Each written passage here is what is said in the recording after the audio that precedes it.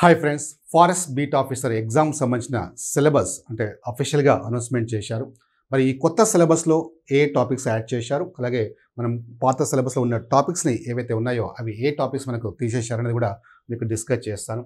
So ఎప్పుడైనా ఒక exam మనం ప్రిపేర్ అయ్యే ముందు కంప్లీట్గా సిలబస్ని స్టడీ చేయండి. దాన్ని బట్టే మీ ప్రిపరేషన్ అనేది ప్లాన్ చేసుకోండి.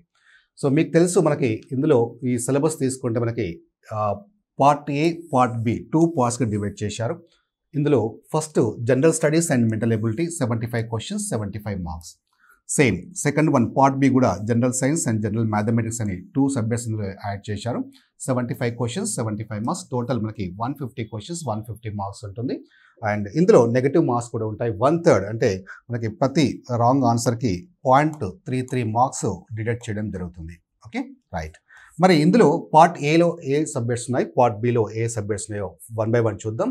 సో ఫస్ట్ మనకి పార్ట్ ఏలో మనకి general studies and mental ability 75 questions 75 marks ఉంటాయి. మరి ఇందులో మనకి మెయిన్లీ ఈ సబ్జెక్ట్స్ అన్నిటిని 8 యూనిట్స్గా డివైడ్ చేశారు. ఆ 8 యూనిట్స్లో మనకి ఫస్ట్ ఏంటంటే మనకి జనరల్ సైన్స్. సో ఇందులో సైన్స్ అండ్ టెక్నాలజీని కూడా మనం ఫోకస్ చేస్తూ చదువుకోవాల్సి ఉంటుంది. Second one current affairs. Current అఫైర్స్లో మనకి 3 పార్ట్స్గా డివైడ్ చేయొచ్చు. ఒకటి ఏంటంటే ప్రాంతీయ, జాతీయ, అంతర్జాతీయ సంఘటనలు. Okay, so national, international, regional చదువుకోవాల్సి ఉంటుంది. ఇందులో మనకి బిఫోర్ ఎగ్జామ్ అంటే ఎక్కడి వరకు మనకి కరెంట్ అఫైర్స్ చదువుకోవాలి అంటే బిఫోర్ ఎగ్జామ్ డేట్ మ్యాక్సిమం ఒక 1 year వరకు మనకి కరెంట్ అఫైర్స్ కవర్ చేసుకోవాల్సి ఉంటుంది. ఇందులో మనకి ఎక్కువగా అంటే బిఫోర్ ఎగ్జామ్ డేట్ ఒక 6 months సంబంధించిన కరెంట్ అఫైర్స్ ఏవైతే ఉంటాయో వాటి మీద ఎక్కువగా ఫోకస్ చేయండి. సో ఈ 6 months సంబంధించిన కరెంట్ అఫైర్స్ మీద క్వశ్చన్స్ ఎక్కువగా రావడం జరుగుతుంది. Okay, right. నెక్స్ట్ వన్ భారతదేశ చరిత్ర. సో భారతదేశ చరిత్రలో మనకి ఎస్పెషల్లీ నేషనల్ మూవ్మెంట్ అంటే జాతీయ ఉద్యమం మీద ఫోకస్ చేస్తూ చదువుకోమన్నాడు. అది కూడా ఆంధ్రప్రదేశ్కి ప్రాధాన్యత ఇస్తూ. Okay, right.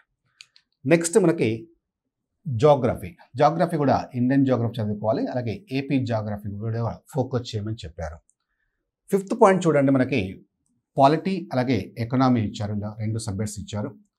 6th వన్లో రీజనింగ్ అంటే ఆల్ టాపిక్స్ మనం చదువుకోవాల్సి ఉంటుంది రీజనింగ్లో. Okay, right. 7th వన్ సుస్థిరాభివృద్ధి మరియు పర్యావరణ పరిరక్షణ ఇచ్చారు. సస్టైనబుల్ డెవలప్మెంట్ అంటారు. సో లాస్ట్ వన్ మనకి 8th వన్ వచ్చేసి డిజాస్టర్ మేనేజ్మెంట్ అంటే విపత్తు నిర్వహణ సంబంధించి ఇచ్చారు. ఇది కూడా మనము ఇండియా అలాగే ఏపీని ఫోకస్ చేస్తూ మనం చదువుకోవాల్సి ఉంటుంది. మరి ఇందులో మనకి ఇంకొక యూనిట్ మనకి తీసేశారు. అదేంటంటే ఆంధ్రప్రదేశ్ పునర్విభజన చట్టం అంటే ఏపీ రీఆర్గనైజేషన్ యాక్ట్ అనేది ఇంతకుముందు మనకు సిలబస్లో ఉండేది. బట్ ఈసారి అది సిలబస్లో లేదు కాబట్టి మనం దాన్ని చదవాల్సిన అవసరం లేదు. ఓకే, ఇది పార్ట్ ఏకి సంబంధించి. మరి పార్ట్ బిలో తీసుకుంటే మనకి 2 సబ్జెక్ట్స్ మనకి యాడ్ చేశారు. అందులో కొన్ని టాపిక్స్ కూడా మనకి రిమూవ్ చేయడం జరిగింది. సో ఆ టాపిక్స్ ఏంటో కూడా మీకు చెప్తాను. సో దీనికి టాపిక్లోకి వెళ్ళే ముందు మీకు ఆర్ఎస్బి ఎడ్యుకేషన్లో ఈ ఫారెస్ట్ బీట్ ఆఫీసర్ సంబంధించిన కంప్లీట్ కోర్స్ మీకు అవైలబుల్గా ఉంది. సో కేవలం ఫుల్ కోర్స్ అంటే ఆల్ సబ్జెక్ట్స్ ఉంటాయి. అలాగే టెస్ట్ సిరీస్ కూడా మీకు ప్రొవైడ్ చేయడం జరుగుతుంది. కేవలం మీకు 999కే ప్రొవైడ్ చేయడం జరుగుతుంది. సో ఈ 999కి మీకు వ్యాలిడిటీ మీకు 12 months ఉంటుంది, 6 months కాదు. ఇప్పుడు ప్రజెంట్ మీకు 12 months ఆఫర్లో ఇవ్వడం జరుగుతుంది. సో ఇది కూడా టాప్ మోస్ట్ ఫ్యాకల్టీ మీకు క్లాసెస్ ఉంటాయి. సో తెలుగు మీడియంలోనే ఉంటాయి మీకు కంప్లీట్గా. ఇక్కడ కూడా మీరు ఫ్యాకల్టీ కనుక అబ్జర్వ్ చేస్తే మినిమం 15 to 20 years ఎక్స్పీరియన్స్లో ఫ్యాకల్టీ ఉంటారు. లక్షలాది మంది విద్యార్థులకు బోధించిన అనుభవంలో ఫ్యాకల్టీ ఉంటారు. మీరు అందరూ కూడా సబ్జెక్ట్ వైజ్ మనకి సబ్జెక్ట్ ఎక్స్పర్ట్స్ ఉంటారు. సో ఇంత సబ్జెక్ట్ ఎక్స్పర్ట్స్తో క్లాసెస్ అనేవి జస్ట్ కేవలం మీకు 999కే ప్రొవైడ్ చేస్తున్నారు. సో మీకు ఈ కోర్స్ కావాలనుకున్న వాళ్ళు RSB education app play store నుంచి మీరు డౌన్లోడ్ చేసుకోవచ్చు. సో అక్కడ మీకు క్లియర్గా కంటెంట్ కనిపిస్తుంది, మీకు డెమో క్లాస్ ఉంటాయి, మీకు నచ్చితేనే తీసుకోండి. ఓకేనా, రైట్. ఇంకా టాపిక్లోకి వెళ్తే మనకి నెక్స్ట్ పార్ట్ బి చూద్దాం. ఈ పార్ట్ బిలో మనకి 2 subjects general science and mathematics ఇచ్చారు. అంటే జనరల్ సైన్స్ మ్యాథమెటిక్స్ కలిపి 75 మార్క్స్ వస్తాయి. అంటే ఒక్కొక్క సబ్జెక్ట్స్ నుంచి మనకి 35 to 40 రావచ్చు. ఓకే, అంటే ఒక సబ్జెక్ట్లో 35 వస్తే ఇంకో సబ్జెక్ట్లో 40 రావచ్చు, ప్లస్ ఆర్ మైనస్ అవుతుంటాయి. సో ఇందులో మనకి జనరల్ సైన్స్లో కూడా మనకి తీసుకుంటే మనకి సో ఇందులో చూడండి శక్తి వనరులని ఫస్ట్ టాపిక్ మెన్షన్ చేశారు. సో నెక్స్ట్ వన్ చూస్తే మనకి జీవ ప్రపంచం అంటే జీవ పోషణ రకాలు, అలాగే మొక్కల పోషణ, జంతువుల పోషణ, మానవుల జీర్ణ వ్యవస్థ, ఇవన్నీ మనకి బయాలజీ సంబంధించినవి. యాక్చువల్గా మనకి ఈ సైన్స్లో తీసుకుంటే మనకి ఎక్కువగా బయాలజీ సంబంధించిన టాపిక్సే ఎక్కువగా మనకి ఇచ్చారు. నెక్స్ట్ వన్ చూడండి రవాణా మరియు విసర్జన. సో మొక్కల్లో, జంతువుల్లో, అలాగే మానవుల్లో సంబంధించిన నాడీ వ్యవస్థ, హార్మోన్లు ఇవన్నీ మనకి ఇక్కడ థర్డ్ యూనిట్లో మెన్షన్ చేయడం జరిగింది. నెక్స్ట్ వన్ మనకి పునరుత్పత్తి, పెరుగుదల, అలాగే వంశపారపర్యం మరియు పరిణామం అని ఇచ్చారు. సో దీనికి సంబంధించి మనకి ఇక్కడ టాపిక్స్ అనేది క్లియర్గా మెన్షన్ చేయడం జరిగింది. ఇది కూడా మనకి బయాలజీ సంబంధించింది. Okay, right. నెక్స్ట్ మనకి సహజ వనరులు, నేచురల్ రిసోర్సెస్ అని ఇచ్చారు. ఇందులో లోహాలు, అలోహాలకు సంబంధించిన టాపిక్స్ ఇచ్చారు. తర్వాత కార్బన్ సమ్మేళనాలు ఇచ్చారు. నెక్స్ట్ వన్ పర్యావరణం మరియు పర్యావరణ సమస్యలను ఇచ్చారు. లాస్ట్ వన్ మనకి అంటే వీటికి సంబంధించి దీని తర్వాత మనకి కొత్త టాపిక్ ఇందులో యాడ్ అయింది ఏంటంటే ఎథ్నోబాటనీ. అంటే మనకి ఇంతకుముందు ఏవైతే ఉన్నాయో అవన్నీ ఇంతకుముందు సిలబస్లో ఉన్నవి. బట్ ఇక్కడ కొత్తగా యాడ్ అయింది ఏంటంటే మనకి ఎథ్నోబాటనీని కొత్తగా యాడ్ చేశారు. ఎథ్నోబాటనీ అంటే ఏంటంటే మనకి ఔషధ మొక్కల స్వరూప శాస్త్రం యొక్క అధ్యయనము, వాటి యొక్క ఉపయోగము, వర్గీకరణ, అలాగే వీటి యొక్క బొటానికల్ పేర్లు ఏంటి, వారి ఔషధాల యొక్క ఉపయోగాలు ఏంటి అనేది సో వీటికి సంబంధించిన ఒక యూనిట్గా ఇచ్చారు ఇక్కడ. సో మిగతావంతా సేమ్ మనకి. ఓకే, అంటే ఇంతకుముందు సిలబస్లో ఏవైతే ఇచ్చారో అదే సేమ్, బట్ ఎక్స్ట్రా ఇక్కడ కొత్తగా ఆ యూనిట్ అనేది యాడ్ చేయడం జరిగింది. నెక్స్ట్ వన్ తీసుకుంటే మనకి జనరల్ మ్యాథమెటిక్స్. సో ఇందులో నుంచి కూడా మనకి 35 to 40 ఎక్స్పెక్ట్ చేయొచ్చు. సో ఇంతకుముందు అక్కడ మనకి 75 మార్క్స్ కదా, సో అక్కడ మనకి 40 వచ్చాయి, ఇక్కడ 35 వస్తాయి, ఇక్కడ 35 ఇక్కడ 40, అంటే యావరేజ్ అంటే రెండింటి కలిపి మనకి 75 మార్క్స్ అనేది ఇవ్వడం జరుగుతుంది. నా ఈ జనరల్ మ్యాథమెటిక్స్లో తీసుకుంటే మనకి అర్థమెటిక్ పార్ట్ మొత్తం చదువుకోవాల్సి ఉంటుంది. అంటే అర్థమెటిక్లో ఏంటి, మనకి సంఖ్యా వ్యవస్థ కావచ్చు, శాతాలు, లాభ నష్టాలు, అలాగే సగటులు, ఓకే, సాధారణ వడ్డీ, చక్ర వడ్డీ, టైమ్ అండ్ వర్క్, ఓకే, కాలము మరియు పని, ఇలా అవన్నీ టాపిక్స్ మనం చదువుకోవాల్సి ఉంటుంది అర్థమెటిక్లో. సో నెక్స్ట్ మనకి ఈ అర్థమెటిక్తో పాటు మనకి ప్యూర్ మ్యాథ్స్.